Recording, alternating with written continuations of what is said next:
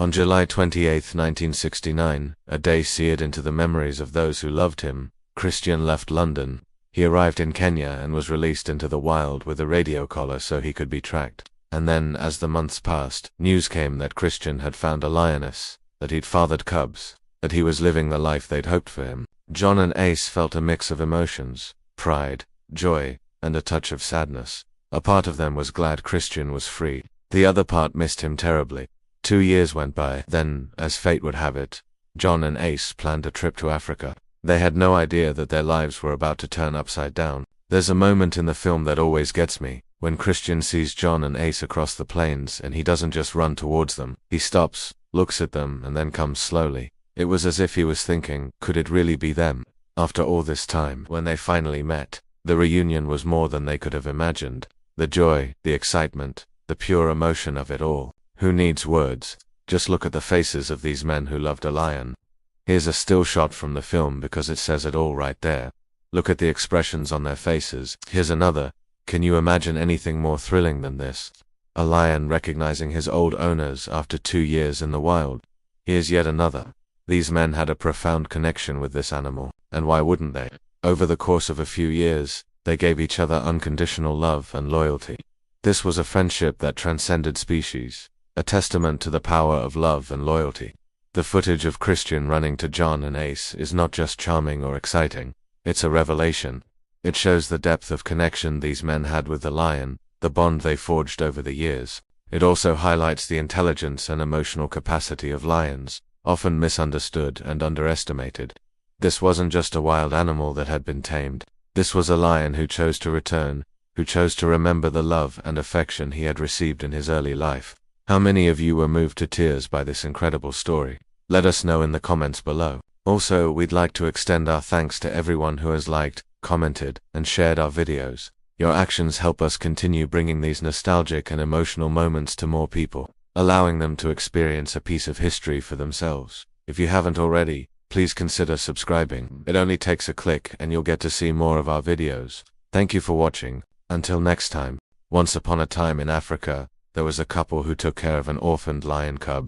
They raised him as their own, but when he grew up, they knew it was time to let him go. They said their goodbyes. Can you imagine raising someone since they were a baby and then letting them go forever? It broke their hearts, but they knew it was the right thing. 1 year later, against all expert advice, they flew to Kenya, hoping to see Christian one last time. They were told, don't expect anything. He's wild now, he won't remember you. He's the head of his own pride. But what happened next, no one could have predicted. When Christian appeared on the hill, at first he paused. Then, in a moment that has been watched millions of times around the world, he ran, not away, towards them, with all his strength. The full-grown lion leaped into their arms.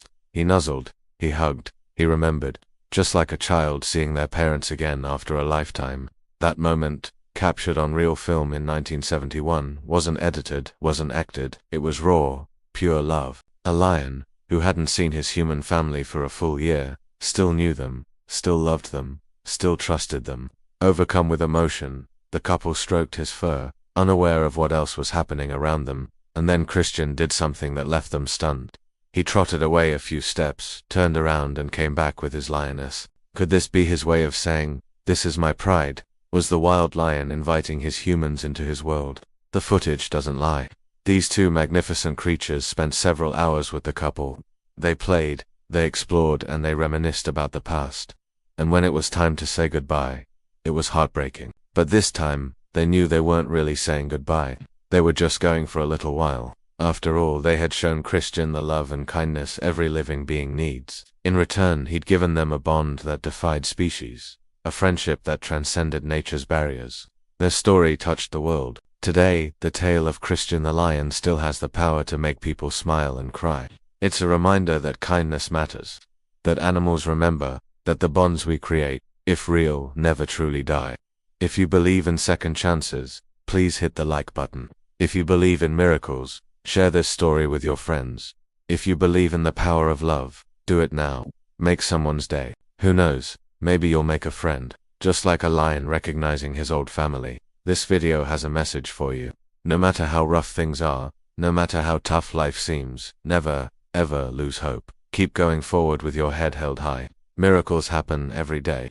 And if you believe in them, well, you're more than halfway there. Think about it. For over 40 years, the story of ChristianTheLion seemed lost, buried in time. But today, thanks to the internet, it's touching millions once again. So here's your reminder. Never stop believing in miracles because they do happen. You just need to keep an open heart and an open mind. The rest will follow. Now it's your turn. What do you think? Leave a comment below. We can't wait to hear from you. Also, don't forget to subscribe so you never miss any of our new videos.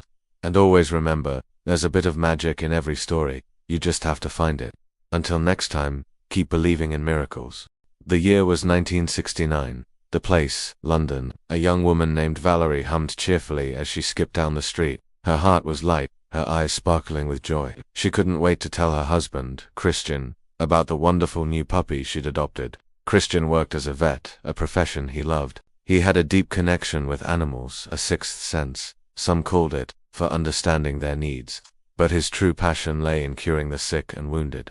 Valerie entered the house and called out, "Christian, come quickly. Look what I've found."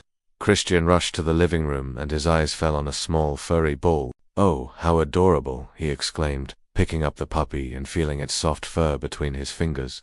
It was a mixed breed, a collie, probably, with one ear perked up and the other flopped over. Its tail wagged furiously, almost as if it were saying thank you for rescuing me. They named her Africa, and the little dog quickly became part of the family. One day, Christian and Valerie decided to take Africa on a walk in the nearby park. As they strolled along, they felt an overwhelming sense of contentment. The sun was shining, the birds were singing, and Africa, well, she was just being a dog, chasing butterflies and sniffing at flowers.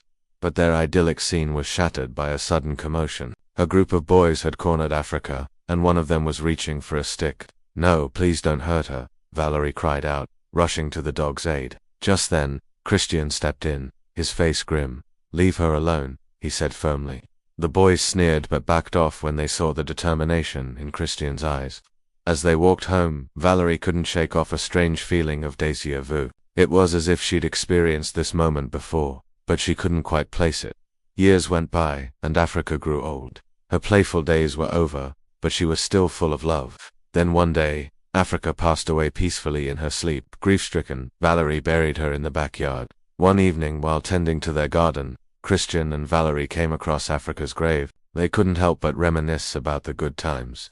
Suddenly, Valerie felt that strange sensation again, that sense of familiarity, and then it hit her. She remembered the day they'd found Africa.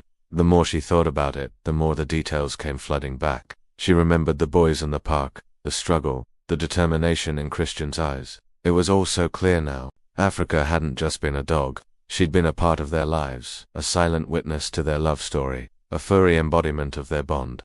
In a time where we've become disconnected from nature, this story from the heart of London to the plains of Africa reminds us of something powerful. Real love doesn't forget. So next time someone tells you animals don't feel, just remember Christian. And if you've ever loved an animal, please share your memory in the comments.